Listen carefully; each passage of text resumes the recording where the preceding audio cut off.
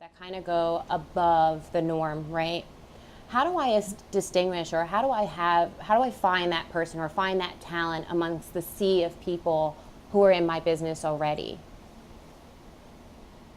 That is probably the hardest thing in our business, is to find people that want to go with you to the level that you want to go to.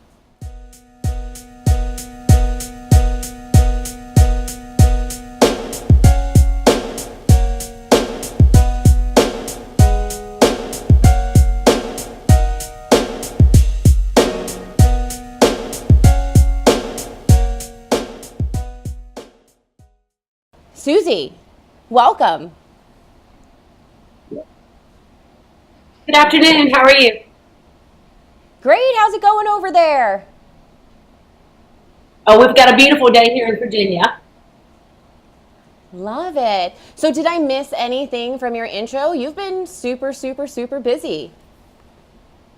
I thank you so much for your kind words. It was a beautiful intro, and you very much summed me up exactly. Perfect. So one question that I love to ask everybody on our coffee talk is, how do you take your coffee? I take my coffee black and hot. Ooh, I love it. I take mine light and sweet. So one day we'll definitely have to meet up, sit down for some coffee, and have some coffee together while we both wear our beautiful red lipstick. So we can get some red lipstick on the rim. Perfect. Oh, there's no other. So tell me a little. Go ahead. I'm sorry. Oh, no, I didn't. I'm good. Okay, perfect. So tell me a little bit about your journey, Suzy, how you became this super successful businesswoman.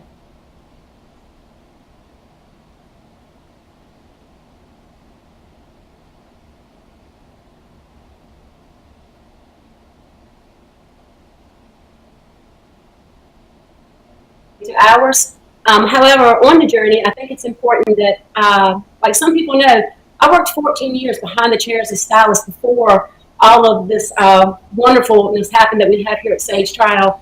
Before all this began, 14 years I was behind the chair. And what I've done those 14 years, I really paid attention, not just to what we should do, but what you shouldn't do. And I think by everything that I learned at that time, it really helped us accelerate here the things that we do that are so good. Wonderful, wonderful. So I know that this coffee talk this time, we're going to be talking a lot about culture. And I love everything that you've said so far and, you know, your journey, where you've come from. So tell me, what about company culture is so important? For us at Sage Tryall, our company culture is Sage Tryall. It is what we live by. It's in every aspect of our business. One thing that we believe in the most is purpose before profit. And what that means is, one thing that we don't do here is, it may be a little bit different from other people, is we don't chase the dollar. We don't chase sales. Instead, we chase purpose. We chase serving others. And for that reason, instead of us chasing money, it's like the money's chasing us. And so we've just decided that what we're doing is, one of our hashtags we love the most is hashtag designed to serve. And as long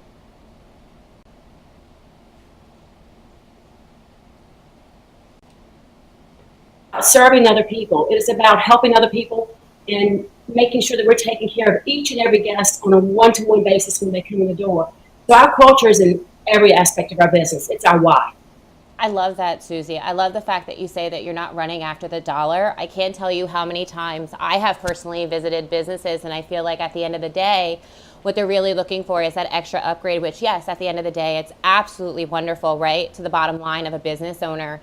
But at the same time, it's so true, like you're saying, don't chase the dollar. It's really about the experience. And for me as a consumer, I completely agree with that. So if that comes with starting a culture in a business, then wonderful. And I'll even piggyback real quick, if you don't mind, on what you just said. Like, you understand the value of an upgrade. We all do. And if you're a stylist in this business, or if you're a business owner, you do understand what an upgrade does to your sales ticket at the end of the day, and how much your price, actually each ticket comes to. We train our team members, and we tell them this: we would rather a guest leave with a lower ticket average. We would rather a guest leave without any product in their hand, leave it with them, if for any reason they don't need it.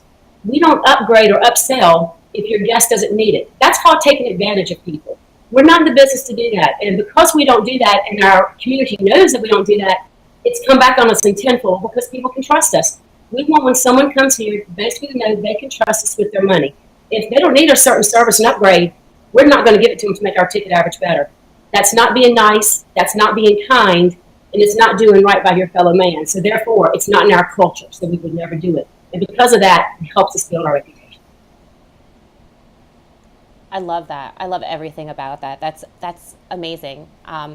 Personally, just speaking, coming off topic of the questions for a little second, I would personally appreciate that as a consumer. And I think that at the end of the day, when I sit in my stylist's chair, she's my therapist. So at the end of the day, if she's telling me to do something, chances are I'm going to do it, right? But at the same time, if you have my best interest at heart, that's key, right? Absolutely. So with that being said, how would you suggest to business owners watching today, how would you suggest that they build their business culture? When's the right time? To me, you're building your business culture every day. I'm still building ours. I work on it feverishly all the time to make sure that we're building the best culture that we can.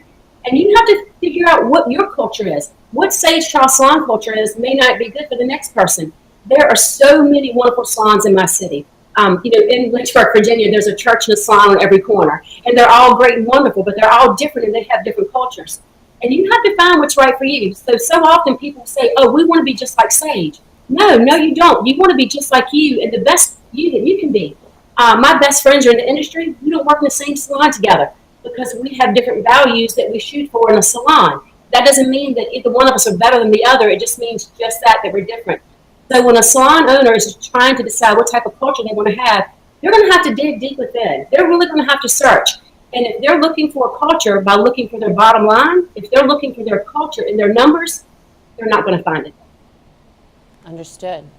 So let me ask you this, as someone who has, you live, eat, and breathe culture, right? I've done some of my research on you. You've got some amazing articles. You've actually attended our Millennium experience where you actually spoke about, business culture. What would you say is one of the hiccups that you encountered when you started to put everything in play? Bring yourself right back to day one, right? Imagine I'm that business owner opening my doors and I'm like, oh my God, Suzy, please help me. What would you say are the mistakes that you've made and how you fix them? Well, I'll be honest, and if you're not making mistakes and you don't have a few failures along the way, in my opinion, you're not trying hard enough. I had one of my mistakes made last year. Also, it was cost me one. I learned great from it. I've moved forward from it. I'm going to be better because of it. So don't be afraid of the hiccups. Don't be afraid to make mistakes. That's where we learn. That's where we grow. I'll be honest. When we went to design our culture, we want a culture, and one of our hashtags that we've used forever is allergic to average. So what we try to do is, if we find out what the national, for example, pre-book rate is, we don't want any part of that. We don't want anything to do with the national averages. We try to go above and beyond. Well, for me, that has brought on quite a few hiccups because what happens is, as harsh as this is going to sound, please take it for what I'm saying. Most people in life, in any profession out there, they're going to be average. You can roll the dice pretty much in life and you're going to turn out average. Even if you don't try hard, you're going to turn out average. It's going to be okay for the most part, okay? So when you have to find people that also want to be above average. You have to find people that are allergic to average. You have to find people that want to grow and be the best they can be. For example, our artistic director yesterday, one of the second highest paid people in our salon monetarily, one of the most highest booked people in our salon yesterday, he brings my husband and said, hey, listen, I really want to start working on my braids some more, and I've got some time this afternoon, and I take them all into the salon and do it. This is her Sunday off. She's working on this. I didn't call and ask her to. You have to find people that want to be better than average. She wants to be better than average at braids for wedding season coming up. She wants to be better than average at braids for homecoming. It's going to build her reputation. If she wanted to be average, she wouldn't have been doing that yesterday. So the hiccups along the way is, unfortunately, you're going to hire team members you think are going to be great, and they are great, but they might not want to go to the level that you want to go to. And that hiccup hurts sometimes because, a lot of times people tell you it's business, it's not personal. Well, I'm sorry. I tend to think that business is very personal. And sometimes, it's not for the faint of heart. I love that. I love that hashtag. I'm going to start using that now. I absolutely love that. And I love the advice that you're giving the business owners. So let me ask you this. How does my culture then, right? We're talking about these people who are in the business that kind of go above the norm, right? how do I distinguish, or how do I find that person or find that talent amongst the sea of people who are in my business already? That is probably the hardest thing in our business, is to find people that want to go with you to the level that you want to go to. However, if you stand for what you stand for, and you stand firm. My husband and I, we stood alone once because we stood firm to what we believed in. And eventually, you will attract. Right now, we have people waiting. We have applicants waiting that want to get hired. But however, right now, I have 3 young proteges we're trying to grow, and I've committed to them. We won't bring on another person right now. Eventually, if you keep doing the right thing, and if you truly live a purpose and design to serve others, not chasing the dollar again, but chasing how you can give back to your community and how you can serve everyone in the best way, it's going to come to you. You will attract the good people that you need. What you're not going to attract then is people that don't want to play that way. You're not going to attract people that only want to work a few hours, go home, and make just enough money to get by. Because most of all, that's an okay life if that's the life you want to live. It's not what I chose for myself, and it's not what I chose for our team. Wow, I love that. I love the fact that you have people lined up. That's amazing. I'm pretty sure that there are some business owners out there that, might have some questions about how you accomplish that in detail, and maybe we'll get some emails, because that's really hard to say. Even me being in the industry for 10 years in management, I had nobody lining out the door to be able to work at my previous salon and spa. So kudos to you. I think that's excellent. So that clearly tells me that when it comes to creating a culture, you're allowed, or in this case, it affects your business growth, right? So from a business standpoint, how does that affect business growth, right? How is that affecting the overall business? Maybe the bottom line, maybe the other employees, but what attributes come from that? This is a great question, and most of all, it'll be a little bit in detail, but I'll try not to be too long-winded with it. If you go into the hair industry and you look at hairstylists, and we talk to them, and we see the beautiful Vidal Sassoon bob that was created in the 60s. I can cut what I feel is a great bob. It's one of my favorite haircuts. It's one of the greatest things ever. And I know the difference between a good bob and a great bob. I can take that mirror around, show you all the underneath, to show you how amazing my bob is. Hairstylists understand the difference between a good bob and a great bob. But 8 out of 10 of my guests that come in, they're not really going to know the difference between a really good bob and a great bob. So what I've got to do is focus on my culture, because like I just told you earlier, in my city, there's wonderful salons all over our city. I mean, we are so fortunate here. There's so many. So what I have to do is make sure we somehow we have to separate ourselves. So the way we separate ourselves is with our culture. Because I'm here to tell you, it's an old saying, and I know you've heard it many times, people won't remember what you said, but they'll remember how you made them feel. Well, for us, we want people, when they leave here, we want them to feel great. We want them to feel empowered. We want them to feel beautiful. We want them to feel loved. We want them to realize how amazing they were and what they were created to do. And so if we can help their outside feel this way, everything else is going to follow. So don't get me wrong. I'm definitely saying learning your skills on delivering amazing haircuts, learning your skills on learning great blonding techniques and color techniques. These are all fundamental to our business. You have to be able to do them. However, I promise you that's not going to be what makes you a successful hairdresser. It's going to be the way that you touch your guests' hearts. It's going to be the way that you take care of your guests. Our reservation team is part of the reason why we're successful. You guys have met a couple of them. People are amazed at how much we spend in our reservation team. We send them to training because they are the ones that are taking care of our guests just as much as we are. So our culture is more than just what we do behind the chair on our guests. Wonderful. And yes, you're absolutely right. We have had the opportunity, and we have been graced with having your staff here for our Millennium Academies. And that's one thing that we also preach, is that education is so important, but at the same time, it is really about that client experience. So I love hearing that.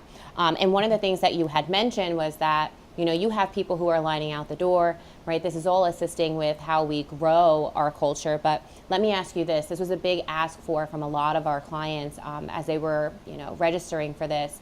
How do you find fresh meat? And if so, when I'm looking for that fresh meat, I'm looking for that stylist or maybe that front desk professional or assistant. What is the criteria that has to fit for you? What are all those cultural fits that you're looking for, or your team if they're assisting you with that hiring process? Actually, the hiring process, I'm actually the last person involved in the hiring process.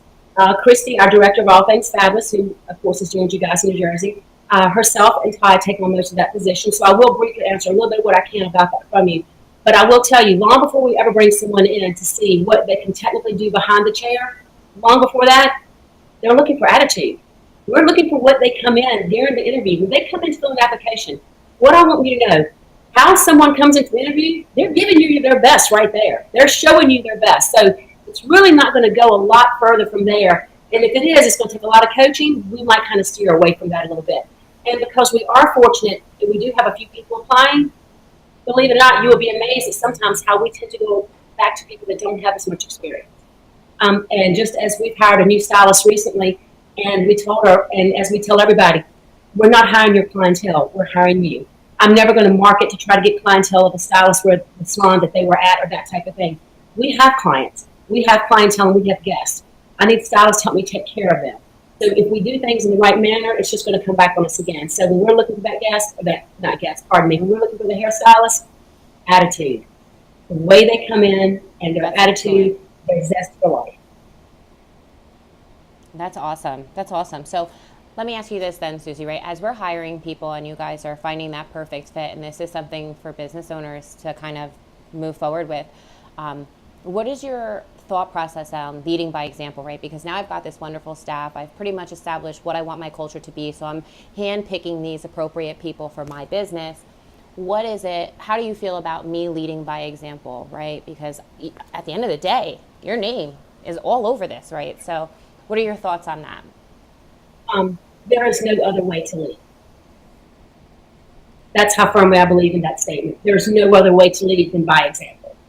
There's no way I can ask or expect my team members to do one thing that if I don't do it to the best of my ability, and even better. These guys that I work with, they give their heart, they give their soul every day, because during our hiring process, that's what we promised them. We promised them that we're only going to bring other team members that are just like them, that have the same enthusiasm for giving back and for loving people and caring about people that they do. That's awesome. So let me ask you this, right? We find the perfect fit, right? We lead by example, but sometimes we still have those people that kind of resist change or resist, what Suzy may say or what management might say, right? So how do you combat that? Oh, it's such a terrible question because I feel so mean when I say this. But if we have a resistor, we say next. We say next. Yeah, I'm sorry. I don't mean to sound mean. There are so many wonderful salons in our city that I have actually offered team members, hey, listen, if this isn't for you and you're this way, I happen to know a salon that you might be great at. Do you need me to call the owner? Because here's what we're going to do. We're going to hire slow, but we fire fast. That is absolutely awesome. Great attitude to have, right? I always used to say, and I don't know if this is how, based off of what you're saying, I like the whole on to the next. I kind of feel like it's that song, right? But I always used to say, like, if it's not the right fit, just move them along. And I love that. Move along. Absolutely love that. If we have a team member, then, right? I'm sorry, go ahead. Please, go ahead. No, please. Oh, no. If we have a team member and we're really trying, it's brand new, someone's hired, we're thinking, oh, did we miss something? Did something not go right? As soon as I hear Todd say next, I know where this is going, and we pretty much just move on from there. But most of all, we try to help the team member move on to where something would be better fit for them. Very nice. I'm sure that a lot of business owners and salons are going to say, I need a Todd after this. So Todd might be, highly requested after this if he's going to be giving the hard shots like that. But let me ask you this, right? If we have, or we're trying to find, and we are saying on to the next, how do I keep the staff that's currently there motivated? Well, actually, by keeping someone here that is a resistor, that would be the first thing that would not motivate your team. You want to motivate people quickly? When someone leaves, that tends to motivate people pretty quickly to remember that you're really serious about your cause and your focus.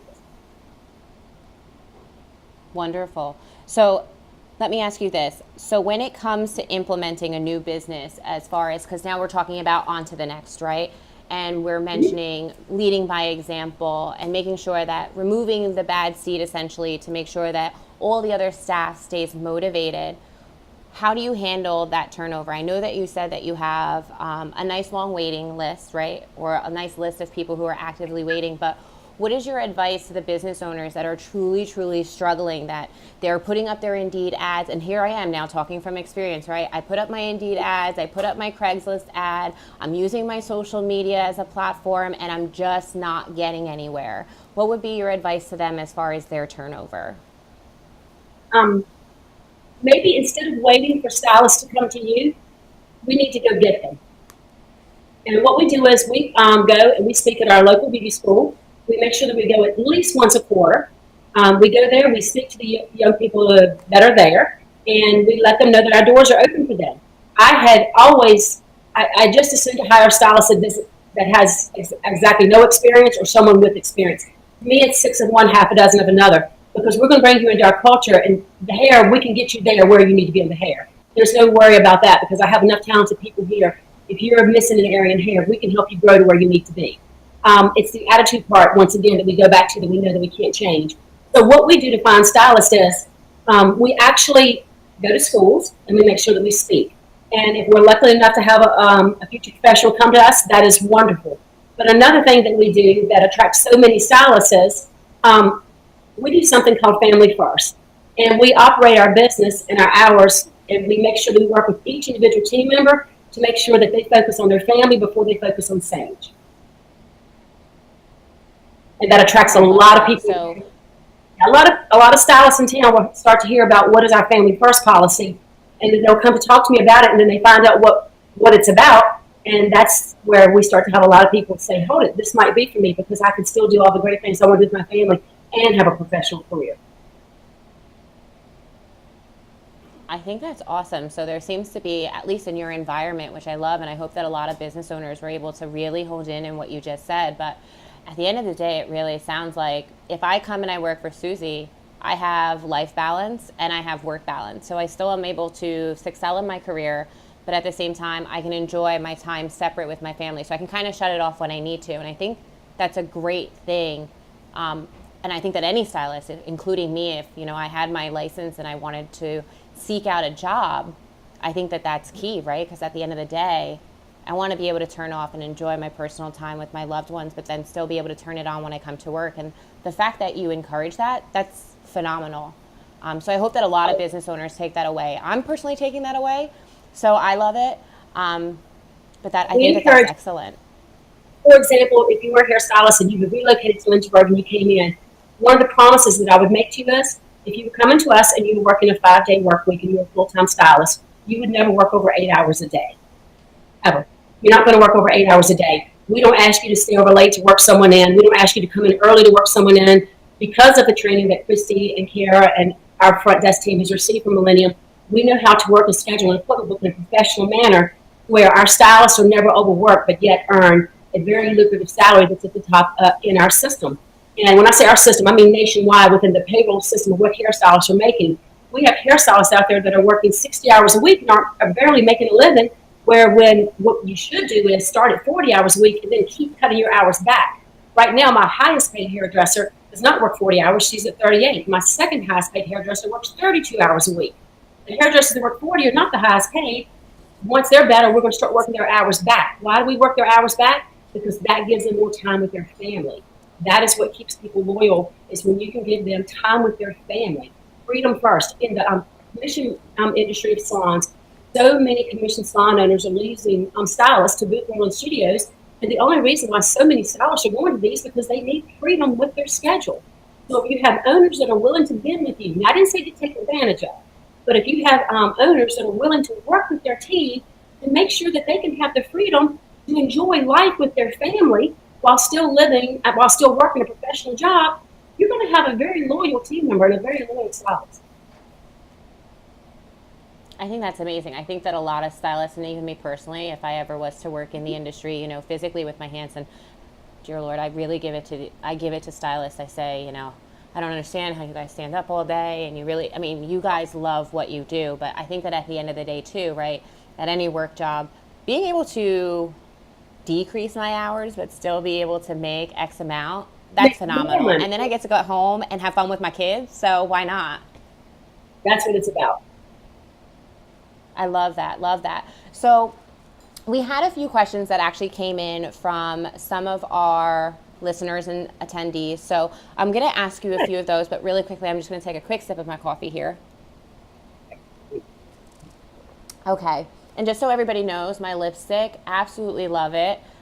Suzy actually sent me this beautiful lipstick. It's called Tuxedo Red. I'm obsessed with it. I kept applying it over and over again. So I'm sure we'll get some questions about that. So that's strictly her. She gave me some fashion advice today. So Suzy, one of the questions that we had from one of our listeners is, how do you handle gossipers and complainers without throwing off employees, telling them, or kind of throwing other employees underneath the bus?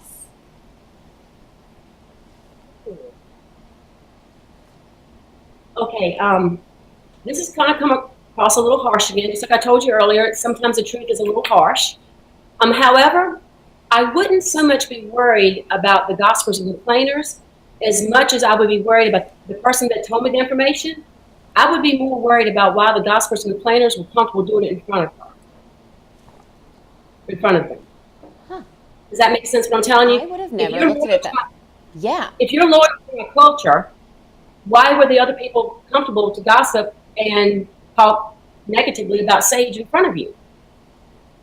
That's where I kind of go there first a little bit. I look at things a little bit differently sometimes. And and like I said, that was a little bit harsh to say, but I just want to be honest with you because I believe I owe that to you. But right there, when someone comes to me, I'm going to first wonder, why are they comfortable talking about me or my business in front of you? So I would right there, I would kind of look at the messenger too.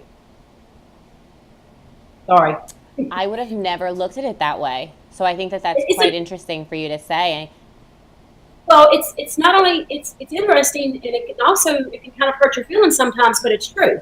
Now, and what I will do is if someone comes to me and says, hey, here's a situation we have, I need help with this, I'm definitely going to figure out how to fix the situation and help them without going back and saying, stylist XYZ told me this. But now a situation and someone gossiping and complaining, that's two different things. That's very true. Very true. Again, a great perspective on it, because I would have not looked for it or at least processed it that way. So I hope that the person who actually asked this question got some clarity on that, because again, a great outlook at how you answered that. So another question that we had, Suzy, is, have you ever experienced a full salon walkout? Which I actually was talking to a few coworkers and I said, a complete walkout? Like, I never experienced that when I was in the industry, but apparently this happens a lot for business owners. So what would be your advice to them? How do they kind of pick themselves back up? I have experienced a walkout, and I had a walkout in February of 2006, and we had really started to change our business around, and that's when we had brought my husband Todd on board to also help me change our business around and take us to another level. And there were definitely some resistors and some things that changed around. So I have experienced a walkout, and you can survive walkouts. And most of all, you'll look back in years later, and it could be one of the best things that ever happened to you. What you need to do as an owner, in your mind, if you can think about a person, and if they come to you and they were to quit, and you were excited that they quit, you were happy, then you need to go ahead and do your job and let them go. You need to go ahead and do your job. Don't be a coward. Step up to the plate and let them go. Because if you're going into your business hoping someone's going to quit, then you need to. As I said, we had our walkout in 2006, and what I'd like to just go ahead and say, let's see, our walkout happened 6 days before my second child was born, because the team that decided to walk out on us decided that if they waited till I went on maternity leave, that the guests would have nowhere else to go, because we would be closed for a good 6 weeks because I'm out on maternity leave. But see, the only way I know to put it to you is, God designed me to serve people. He designed me not to be allergic to average. And basically, you're never going to outwork me. And you can find a lot of people to do a lot of things in life. But I'm telling you, if I came with you, Tanya, and we had something to do all day at Millennium Systems, I'll work with you beside you hard as anyone you would ever have, because that's how I show my purpose and who I am.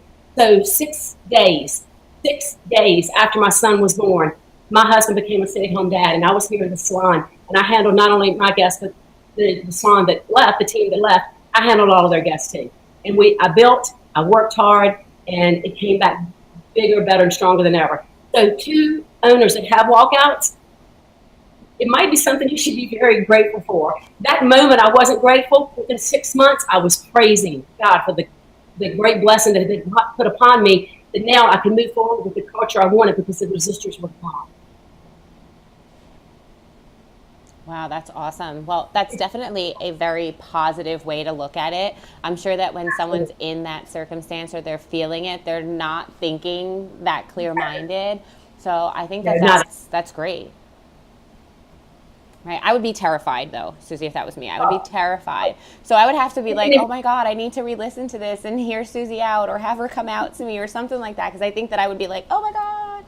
But I think that that's awesome. Definitely a positive way to look at that. So another question that we have that came in from an attendee is when it takes too much time, energy, and money to train a new staff member, how do you fire people for bad attitude? And if so, how do you handle guests that are basically attending? Essentially, this is asking just how do you let people go due to bad attitude that don't fit my culture?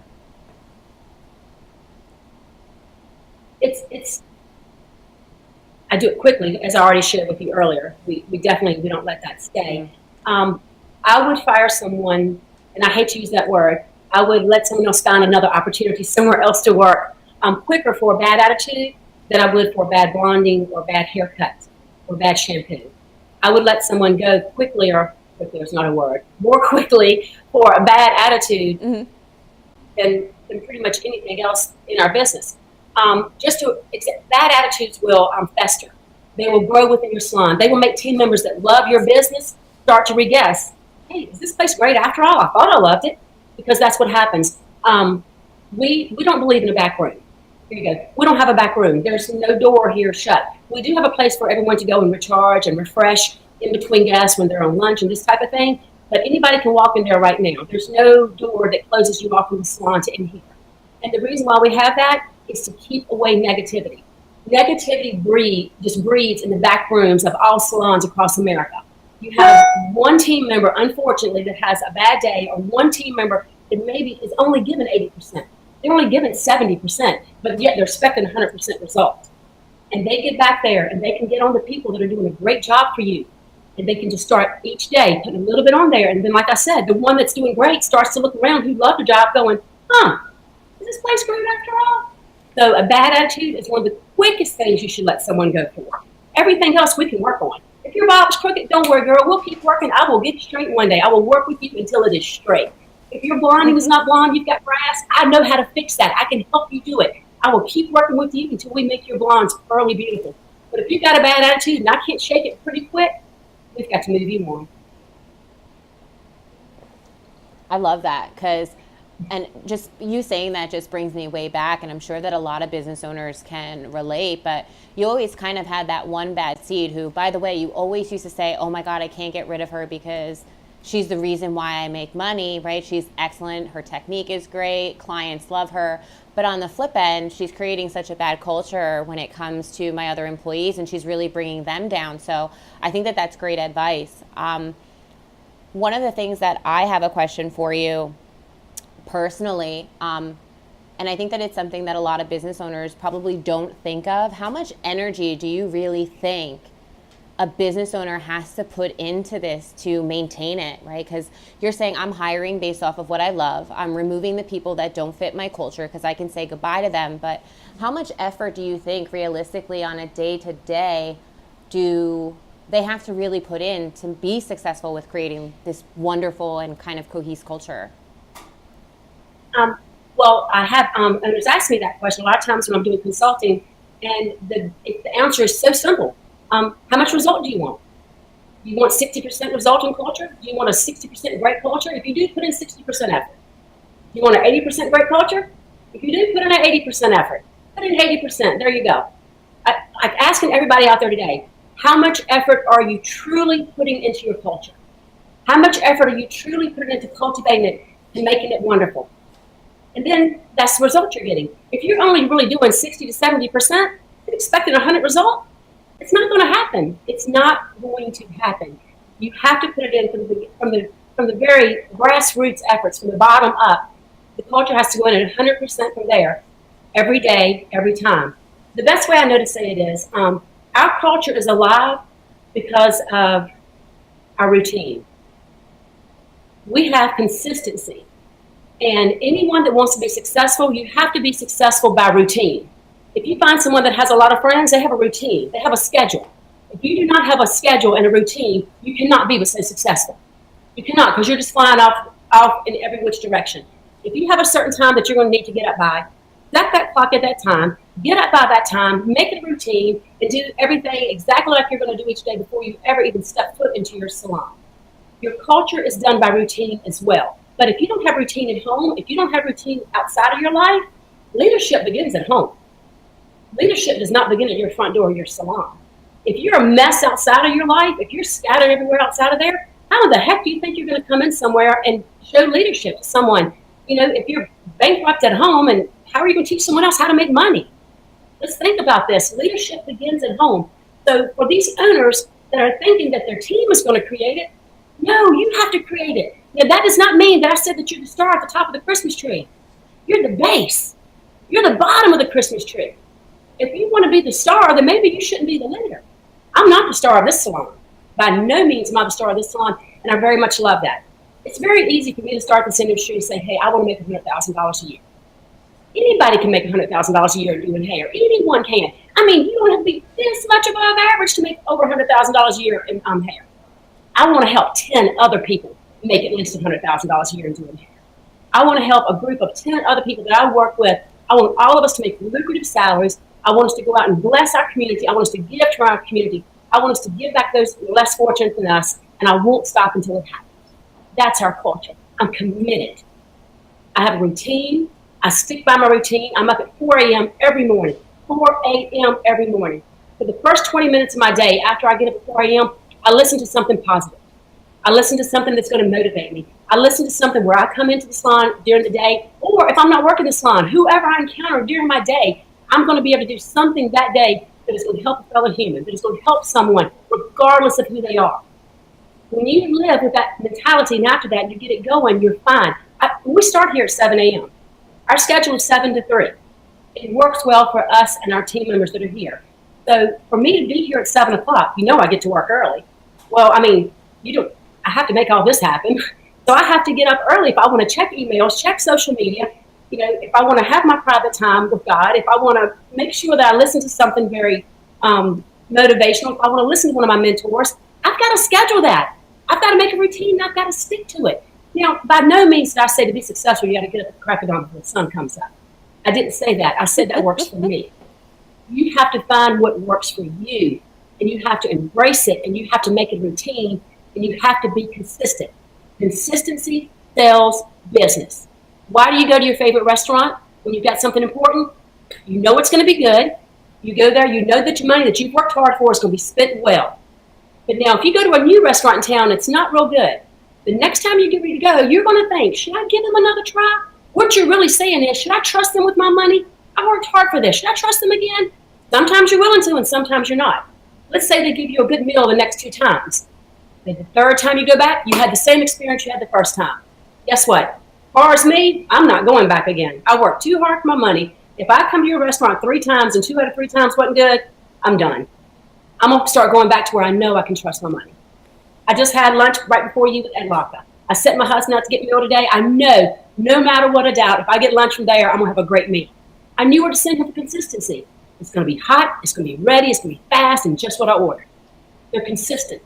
When you come to Sage Tryall Salon, consistently, the front door is going to be open for you when you walk in. We're going to greet you by name. We're going to tell you that we're happy you're here. We're going to offer to hang up your jacket.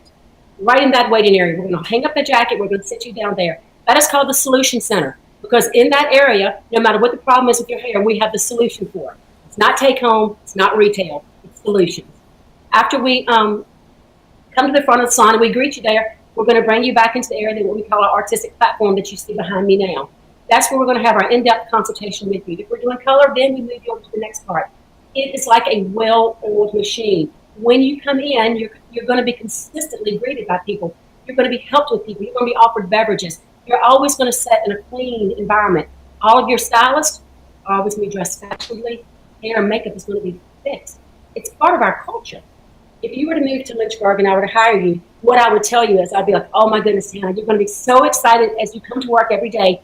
You're always going to get to work with people that are dressed beautifully and in high fashion, and their makeup and hair is always going to be done. So you never have to worry about that. That's what I tell you. I don't give you a guideline and tell you that you make sure you wear hair, make sure you do your makeup, make sure you do this. No one likes a sheet of rules. I'm going to tell you this is how we do it, and I promise you, if you come to work here, I'm going to provide this around you every day. And then it goes from there. It's consistency. So when our guest comes in for a haircut and they're going to pay top dollar for it, they know that from the front door when they leave until the front door when they walk out, they're going to have a consistent service every time. That's phenomenal. I love the fact that it's a good oiled machine. I love the fact that we have the solution area. I've never heard that before. I love the concept and the idea of it.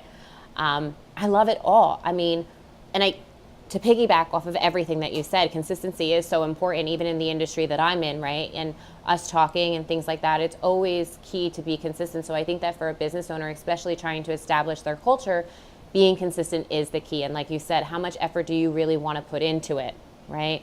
So all great advice. So let me ask you this, Suzy. If there are 3 things that a business owner should take away with them today, what are those 3 things? And I know consistency is probably number 1, right? What are the 3 things that they should take away from today?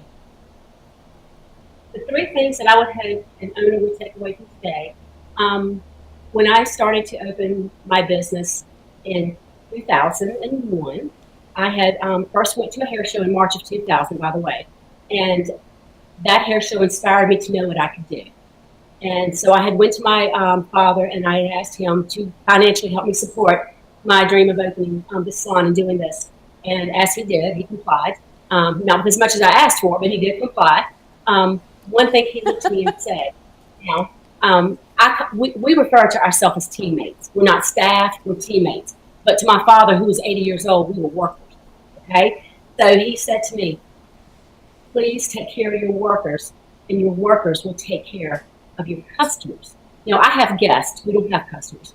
So saying this to another salon owner, I'm going to tell them, take care of your team, and your team will take care of your guests. You don't do it the other way around. That's not how business works. I am committed to all 14 team members I have here with all of my heart and soul. If any of them needed anything inside of this building or outside of this building 7 days a week, my husband and I are going to make sure they get it. Literally, I've had Todd putting up mailboxes for one team member. I've had him going to insulate pipes for another so they don't freeze over. During bad weather, he's out in his truck picking up the girls that can't drive in. Whatever our team members should happen to need, we want to be there to help them in life, because for them being loyal to us, we're going to treat them like royalty. We're going to take care of them. And most of all, what that means is we want to help them have a lucrative salary and live a lifestyle that most people only live, that tend to have very, let's say, professions that are different than ours. There you go. That's number 1. I love everything about that. That's the first thing. Take care of your team will take care of them. The second thing that I would definitely tell them is, please realize that you're designed to serve. You're not here to serve money. You're here to serve people. You're here to serve guests. Every single person in that chair is a guest, and when they leave, they are a reflection of you and your brand, your business.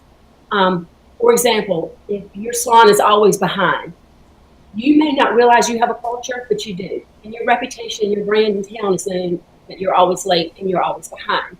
Well, that definitely isn't something you want to get known for, because then if you're always late and you're behind, then you're probably late and behind on fashion too.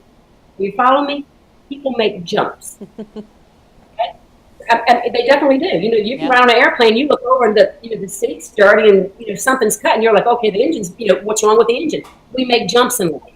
It's how people react. Okay, so, all right, to move on to the next one. All right.